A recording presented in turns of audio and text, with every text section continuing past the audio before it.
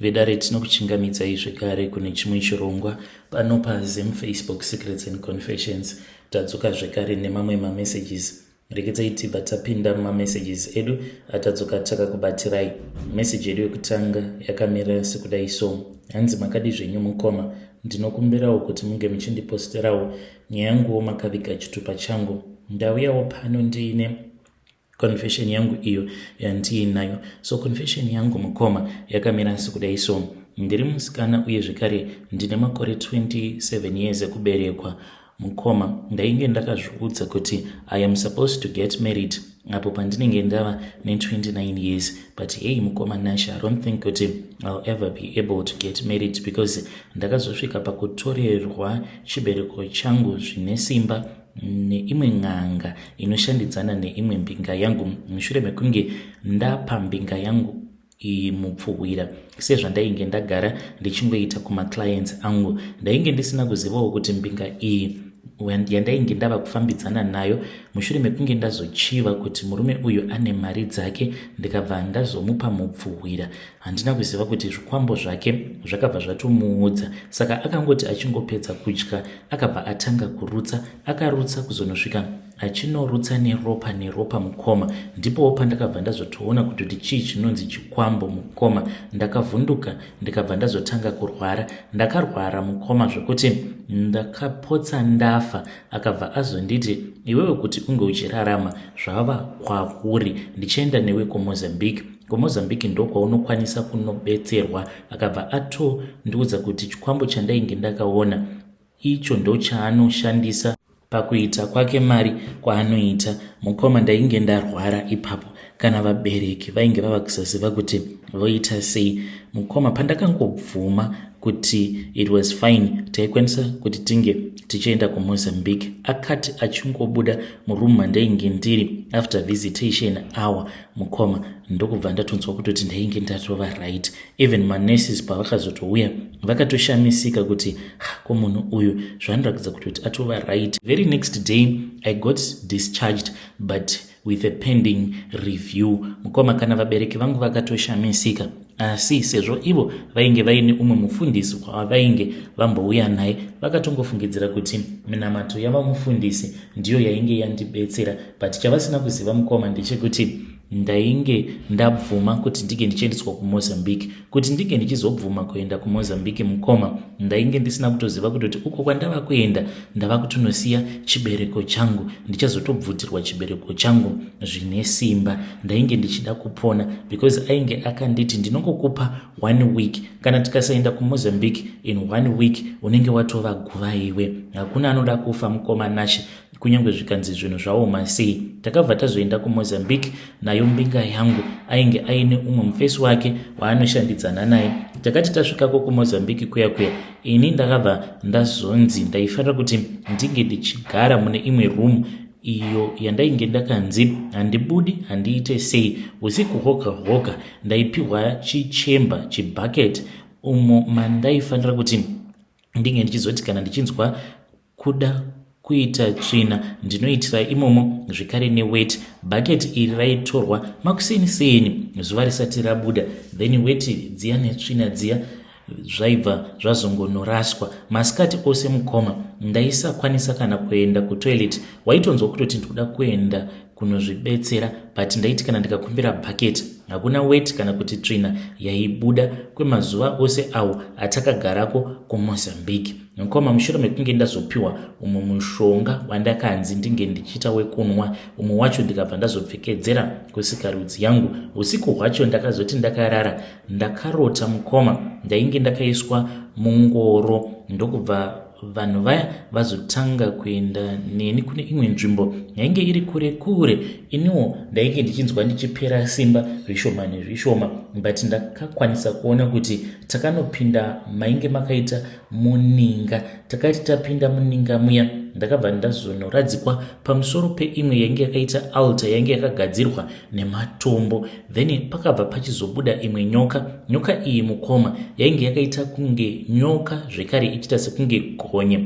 Pane rimwe gonye rinowanikwa mugarden rinenge riri rewhite ndo zvainge zvakaita nyoka yacho iyoyo. yakafamba mukoma, then ndikabva ndaona kuti kwainge kuine vamwe vakadzi vaviri vainge vakabata makumbo angu, vakavhura makumbo angu mukoma. Ndo pandakaona gonye riya rakabva rauya rikabva ratanga kunanzva sikarudzi yangu kusvika kuzasi uku kwatota, rikabva ratanga kupinda gonye iri mukoma. Zvairwadza zvinengei. Ndakati ndichiti ndiri kurwadziwa kane. Ndo pandakabva ndazoona mbinga iya yakabva yapindawo munenga muya, ikabva yauya ikabva yatanga kundidyisa umwe mushonga zvekuti ndakabva ndatonzwa ndichipera simba. Zvakazoitika ipapo mukoma zvizhinji zvacho handicharangariri, asi mangwana acho makuseni pandakamuka ndakabva ndaona kuti murumu umo mandainge ndivete mainge makazara ropa mukoma. Ndakatanga kuridza mhere. Ndakati ndichiridza mhere kudaro, then ng'anga yakabva yazouya ikabva yapinda ikatanga kupopota, ikabva yandiudza iyo kuti handiti ndainge ndakaita sarudzo dzangu here, kuti ndinoda upenyu here kana kuti chibereko changu. Saka ndainge ndakasarudza kuti zvainge zviri nani kuti ndinge ndichirasikirwa nechibereko changu asi ndichizosara hangu ndiri mupenyu. Ndakabva ndatanga kuchema, vakabva vandirova netsvimbo yavo, vakati usachema. Zvose zvawakaita wakaita uchiziva kaiwe, wainge uchida kudyisa muzukuru kwangu kuti unge uchizoita zvaunoda naye. Vakabva vatanga kuseka. Vainge vava kutaura nechimwe chirudzi vachiita sekunge vanobva kuMalawi, vachitoratidza kuti vainge vagarwa nasekuru vavo. Vakati vapedza kudaro vakabva vati chinyarara muzukuru, nekuti watorarama kudai, watopona iwe. Ndokubva ndanyarara paya. Ndakazopiwa zvekare mimwe mishonga. Vasikana vainge vachindibatsira painge paine umwe ainge ari mushona, saka akabva azondiudza kuti chibereko changu chainge chatotorwa uye zvekare chainge chakamirira bhaya. Hanzi kwainge kuine umwewo akaromba wekuSouth Africa ainge achazouya kuzochitenga chibereko changu. Ndikabva ndanzi usachema, nekuti kana ukaramba uchichema sekuru ava vanokwanisa kuzokusengedza zvinhu zvavo, ukazofamba wakazvitakura zvinhu izvozvo zvikazokuuraya. Ramba wakanyarara iwewe mukoma. Ndokuzotopukuta misodzi kwandakazoita.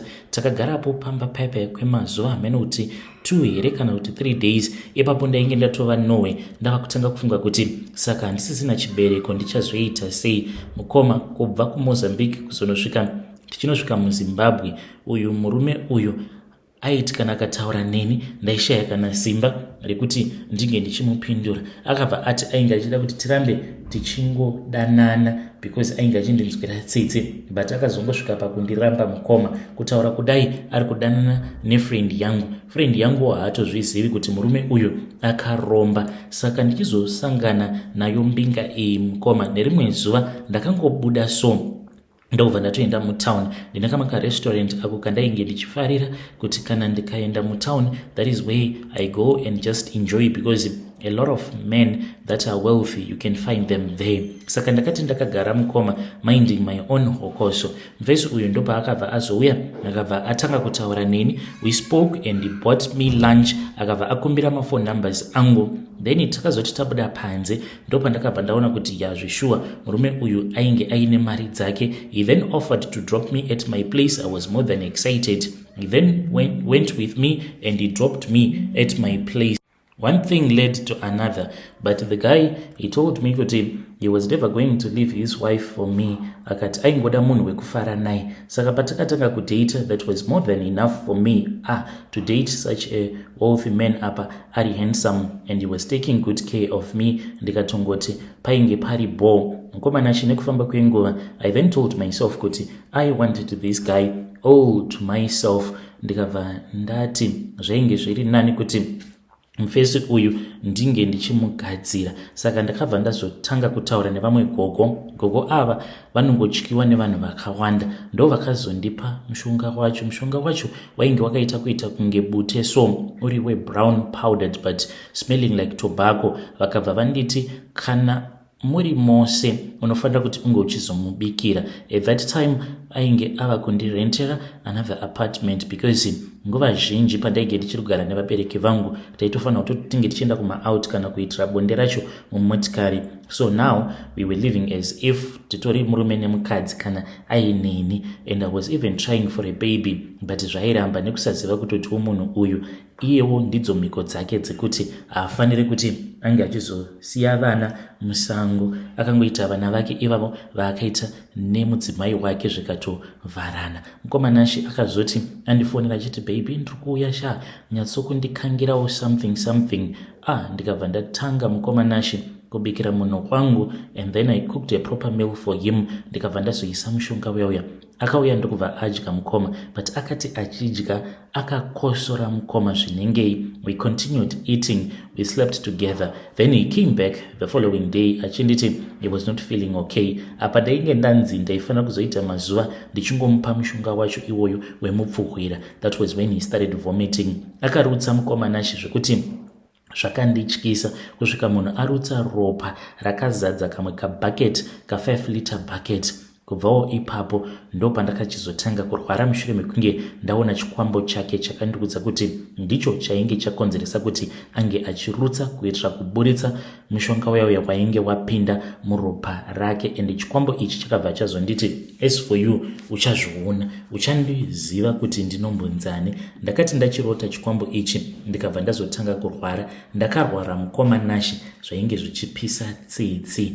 Mukoma, kana mukaposta nyaya yangu ndizivise mwoyo wangu unorwadza, handidi kukunyeperai kutanga kufunga kuti pari zvino kana chibereko chacho handitomborina. Of course I was someone who was dating other guys, but I was still keeping myself for this other guy that I was dating. Kana kurara naye ndainge ndisati ndatomborara naye, ndichimuvimbisa kuti tainge tichazotanga kurara tose mushure mekunge andiroora tachata. When we will be on our honeymoon, then we can make things to be so special. So right now I really do not know what am I supposed to do with this guy. Ndomuudza here kuti kana achida hake kundiroora as much as he loves me because ndakanaka, saka anoti I want a beautiful wife like you so that I will never cheat on a woman when I am married. Ndomuudza here kuti isha ndiyo nyaya iripo. Inini kana wafunga hako kundiroora, but ziva kuti mwana iwewe neni we can't have a baby. Physically mukoma apa ndikutaura zvinhu zvemumweya, chibereko handisitomborina, kana kutevera handichatemboteveri, hakusisina. Ndakatomboti ndaita kamari ndikabva ndaenda kune vamwe doctor mutown, ndikabva ndavaudza zvose zvakaitika, marituals. Unongovaziva kuti madoctors kunyangwe vachitoziva kutoti vanhu vakaromba variko, but maybe ndiwo mutemo webasa ravo. Akatongoti zvinhu zvakadaro it does not even exist scientifically, kuti munhu unobviswa chibereko nekuda kwekuti wangoiswa mishonga kusikarudzi kwako nekungoiswa mishonga, then chibereko chototorwa without any signs. Akabva anditi zvakadaro hazviko, chinongobvisika chete through an operation. Mukoma akazoti ava kunditarisa, I saw kuti the man, he was even surprised at what he was looking at kuzvima computer monitor zvake. Akabva ati I can't see anything, so it means kuti what you are telling me is the truth. Physically handisisina chibereko, handikwanisi kuti ndinge ndichita pamuviri mukoma. Ndoitawo sei? Ndoudza here munhu uyu because tanga takatovimbisana kuti very soon we are supposed to start the process. He has to marry me, and after we get married tobva tatanga kugara tose. Help me out. Munhu uyu kana akandiroora it will be like anenge angokanda mari yake mutoilet over atongoflasha zvake, because it will be a wastage on his side kuroora munhu asingazomuzvariri. Hey vedare, ndo message iyo yandakatumidzirwa ichibva kuna vanzvadzi vedu. Zvakangoma azvo vedu we. Pakaipa. Why is it nhai vanzvadzi, munhu mushure mekunge akuudzai kuti inini hazviiti kuti ndinge ndichizoramba mukadzi wangu nekuda kwako, why makazopindwa nemweya wekuda kupa munhu mupfuwira? Ladies, I hope kuti you are listening. Dzimwe nguva munokwanisa kupa mumwe munhu mupfuwira apo munhu yeye anenge akatoromba zvake, then zvobva zvazoita backfire. Tarirai umwe uyu ari kuti akanobviswa chibereko chake kuMozambique by force so that she can live. Asi ngatizamei kuti tinge tichitaura naye mwanasikana uyu mucomment section. She wants to know kuti oita sei, oudza here mukomana wake uyu waari kudanana naye, how painful it is. I'm sure kuti zviri kutoitika kune vanhu vakawanda kuti unenge uchidanana nemusikana wako achikuudza kuti no sex before marriage, but iye anenge aine umwe munhu waanenge achitoenda achitonorara naye. What do you think about that? Are you in that type of a relationship? Uri musikana here uri kuita zvakadaro kuti une murume wauri kuda kuti azokuroora, waunoramba kurara naye, but at the same time uine vamwe vaunorara navo. You can come to my inbox and you tell me your own side of the story. Rekedzai tibva taenda panyedu inotevera. Nyedu inotevera yakamira sekudai so. Hanzi makadi zvenyu mukoma, ndinokumbirawo kuti munge muchindiposterawo nyaya yangu makavika chitupa changu. Inini neniwo I regret mukoma because kubva zvadainge ndakauya muno muSouth Africa mutemo wangu wainge uri wekuti handina mukadzi anoenda kubasa. I then allowed my wife to go to work. Kusvika pari zvino zvimukoma munoziva kuti semurume unosvika pakungozvibvunza mibvunzo yakawanda like where am I going, what am I doing. And dzimwe nguva ndinoti kana ndakagara so ndinotanga kunzwa voice rinonditi wadi hapo wazviuraya shamwari. There is nothing worth living for in your life right now. Mukadzi wako dzimwe nguva anokuudza kuti haachakudi uye zvekare anokwanisa atova neimwe boyfriend kungava kuri kubasa or wherever. Chingozviuraya hako shamwari. Ndinozotovhunduka ndobva ndatotanga kutotukirira mhepo iyoyo nekuti kudzinza redu hakuna akazviuraya. Saka I do not want to become the first. Uye zvekare mukoma, kufamily kwedu kune a curse inotozivikanwa kana nani zvake kuti isusu sevarume tinofanira kuti tinge tichizongoita vakadzi vachienda vakadzi vachienda sezvaingoitawo madzibaba edu. Inini sababa vangu zvinonzi ivo vakaita vakadzi 8. Vakadzi ava mukoma Nashe, amai vangu ndo vakazotoshingirira. She was the 8th one. Baba vangu vainge vaine vana vakawanda, vamwe vavainge vasingatombozivi. Saka ndakangokurawo amai vachingotirangaridza kuti in the family there is that curse. Vana bamukuru, vana bamunini, even vana sekuru vaingoita vakadzi vemuwando. Vakadzi vaya vachingoti vakagara navo azvara obva atoramwa. So I had told myself kuti pari zvino inini I am the only one in the family akakwanisawo kuroora ndikatochatawo, and I am still with my wife, but zvava kurwadza mukoma.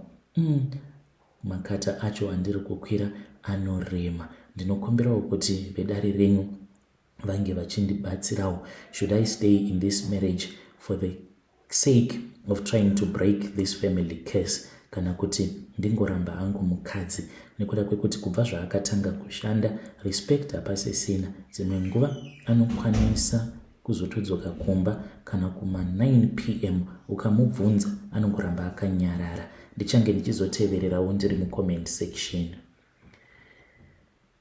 Vedare ndo message iyo yandakatumidzirwa ichibva kuna ndo message yandakatumidzirwa ichibva kuna mukoma vedu avo. Ngatizamei kuti tinge tichitaura navo mucomment section. And the reason as to why I'm still in this marriage, it is because of this family curse.